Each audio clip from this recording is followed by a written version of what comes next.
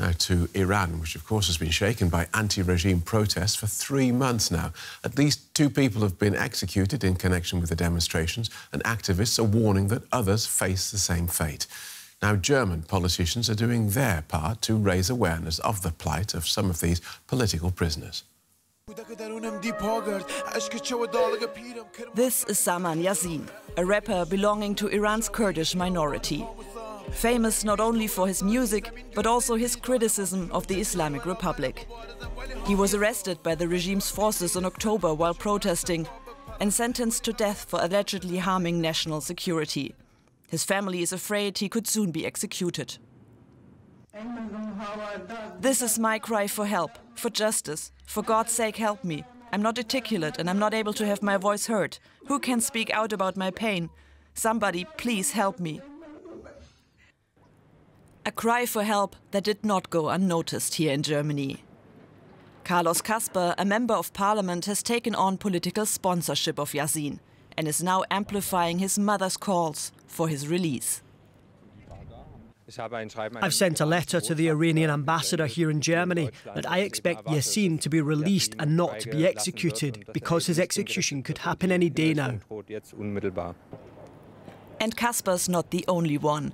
In the past few days, dozens of members of the German parliament have become sponsors of political prisoners, and their number is growing. Yvonne Rie was the first one. She's publicly speaking out to help save Tomasz Salehi, another well-known rapper who's reportedly being tortured in jail, without access to the lawyer he requested. Rie shares updates about his condition and is glad that so many colleagues are now joining her.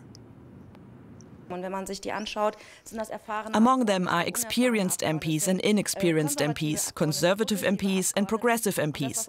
What unites us is that we really want to give these people a face. There's the saying, say their names, and that is exactly what we do with those for whom we take responsibility. Member of the German parliament Norbert Röttgen is another sponsor, taking on the case of Mostafa Nili, a well-known human rights lawyer who is now in prison himself, to raise attention for his case and also to send a signal of support for other people like him in Iran. They have a goal that they're not giving up on: freedom, their freedom, the freedom of Iran. And this is a historic moment, a possibility for change. And that's why the Europeans should be alert and make their small, modest contribution to make this revolution for freedom and emancipation of the people successful.